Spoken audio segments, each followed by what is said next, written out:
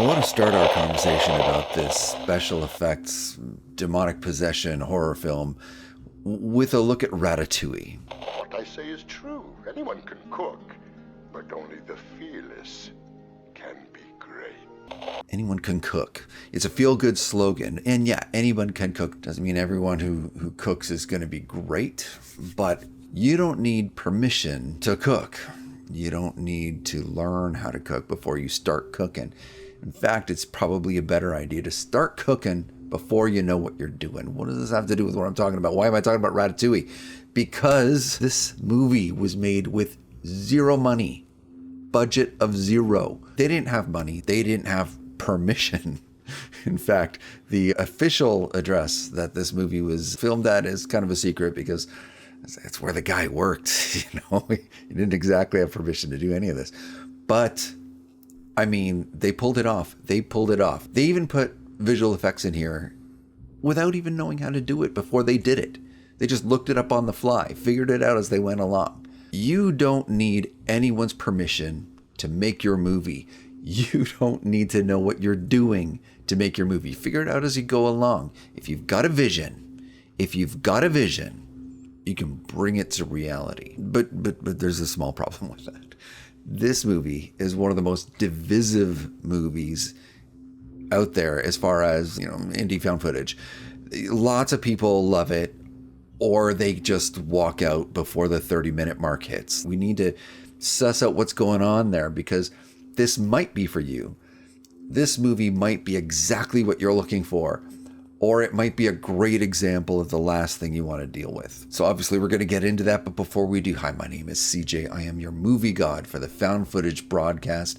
And if you've subscribed, you are a member of the cult of the movie god. Welcome, my fellow Found Footage fanatics. Hit that button below. You know the one. And roll the intro. Here we go. Today we're doing Raw File.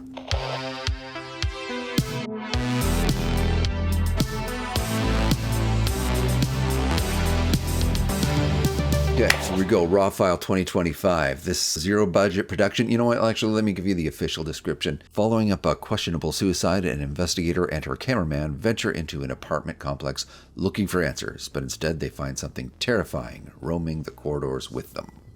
Pretty nondescript. But yeah, so we're basically following a cameraman who's just been hired by this woman, and he doesn't really know what she does. All he knows is he films her doing interviews. He's as in the dark as we are. He does not know what's going on. And the woman he's working for doesn't feel like she needs to explain anything. But she's very forceful, she's very direct, and she wants to look into what's going on in this apartment building. Oh, but before we get into that, the very first scene, the most important scene, the scene that the thumbnail's about, involves someone live streaming, wandering around on the roof. And they look like they're live streaming just the view, the panoramic. Even though the camera work says, hey, check it out, it's beautiful up here, their silence is weird. And then you do hear something nondescript, and they fall off the roof. Or were they pushed? Or did they jump? So we have that mystery hanging over our heads. We have our hapless cameraman who's out of the loop and out of his depth. I think we've got this investigator who does not want to tell anybody who she's working for, really. She gives some dodgy answers that don't really add up, and she's very forceful, and she's very direct, and she has a pistol that's almost bigger than she is. It's hilarious when she pulls it out. It's like, holy crap, if you fire that, your arm's going to break.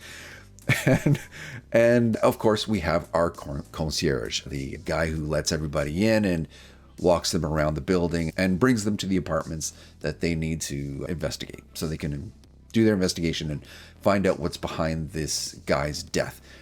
As we go along, we discover a supernatural phenomena that begins to take over the building. And it starts off subtle in that first bit and grows and grows and grows until it's all-consuming. It's everywhere, on every floor. After you get past that initial slow burn, it's sort of like one long chase scene. It's just one thing after another. It's kind of a relentless pace. Once you hit about 50 minutes, so you got to hit that 50-minute mark.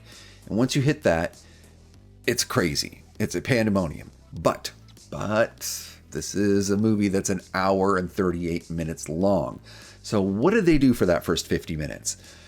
They got to know the building really well, and they interviewed a bunch of people, and they quickly sort of mutter in the dialogue who these people are and why they're important. But if you don't catch it, you have no idea why these people are being interviewed or why you should care. You miss it.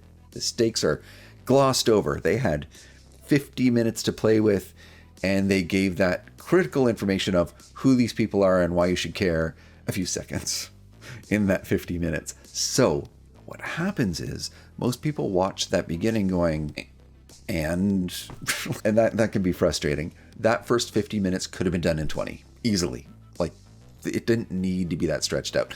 They spent a lot of time going through the mechanics of the building, and you get to see the maintenance rooms and the utility rooms and all that stuff. And I have to admit, I love that stuff. If they made movies where all they did was explore utility rooms and back offices and shit like that, I love it. And that's just my special form of geekery, I guess. But that part really worked for me. I mean, even just like them doing troubleshooting on the garbage chute, I just was fascinated by that. And again, there was no plot related to that garbage chute. They spent a lot of time on it. It has a payoff in that they finally dislodge the thing. You see a bunch of water spill out at the end, and he's got to go mop it up. None of that has to do with the plot. None at all. They spent a good amount of time on it. They waste the audience's time. I liked everything they wasted time on because I like that stuff, so it worked for me.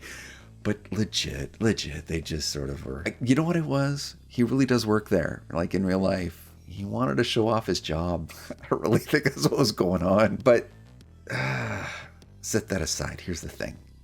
Eventually we get to a point where evil rises.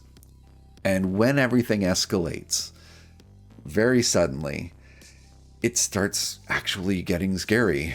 You get some intense scenes. Now, there is some VFX, and the VFX is on that level of the same kind of thing you'd see in like the CW, if the CW is still a thing. The shows like Arrow, or, just like these low budget superhero shows on TV where like none of the effects are great, but there they are, all digital effects. So you get some of them that look great. You know what? I'll give you an example. Check out this gorgeous sequence. I'm going to cut it off before the end because it actually has a nice little punctuation, and I don't want to spoil it. But then you also have things like bullet hits that are almost impossible to do in a satisfactory way. You can't do it digitally in a way that feels good. Hardcore Henry has a mix of practical and digital effects, and when they use digital effects, and this is like a movie with a budget, Hardcore Henry, every time they use digital bullet hits, it sucked. You could see it right away. It really jumped off screen. Well, in this movie, there's digital smoke, digital bullet hits, and it's on par with that crazy superhero stuff you see on TV. It is, for those cheap TV shows. It's as good as that, absolutely. The rest of the movie looks like it's got a budget. The rest of the movie looks interesting. You're moving through the sets, these different set pieces. There's good chases, but I think people get an expectation early on that this movie's got a big budget. They don't realize it's a zero budget show. And so when they see those digital effects, they go, oh, that looks like crap.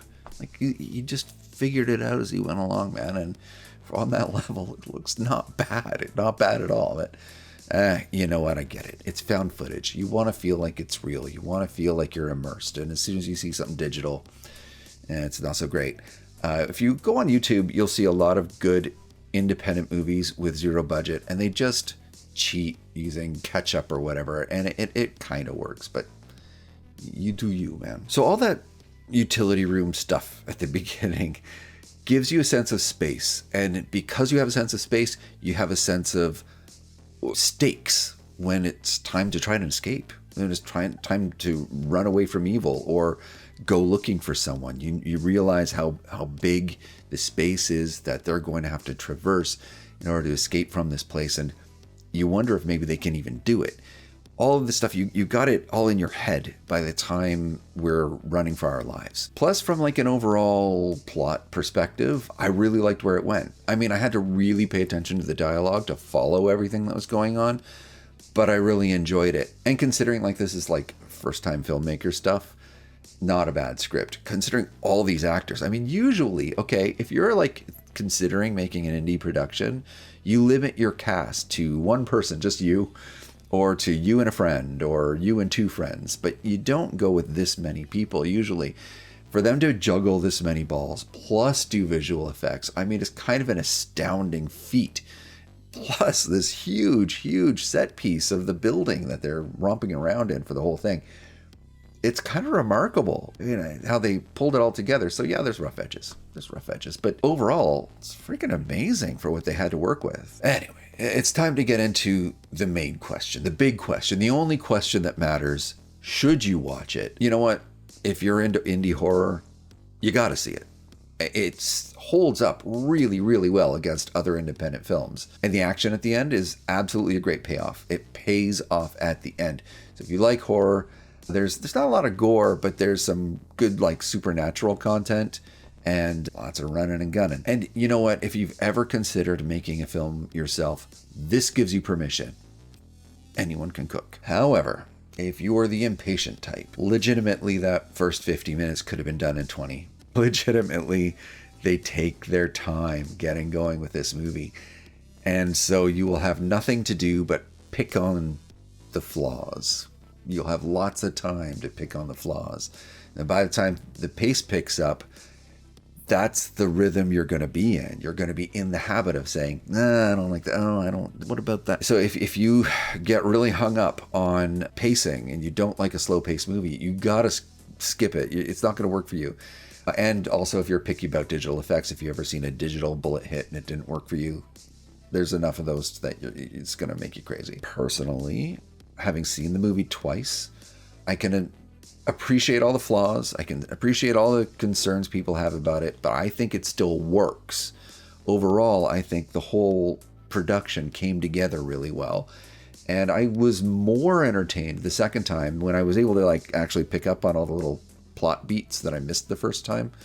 It actually, the whole movie makes total sense. And the ending has a kind of a satisfying vibe, even though I want my epilogue. After a post-credit epilogue, please. Anyway, I can't blame this movie for that. Every movie does that, but it is what it is. Yeah, next up is Backrooms, and then I don't know what I'm doing. But yeah, Backrooms is this weekend. I wonder if I'm going to be able to get this video out on time. I got to go to bed tonight, and I got to work in the morning. Well, we'll see. Anyway, man, my fellow found footage fanatics, thank you so much for watching this. This journey is just getting better and better, and I'm so glad that we're doing this together. So, subscribe if you haven't already. And in a second, some pop-ups are going to come up with a video that YouTube thinks you're really going to love. All right. See you next time.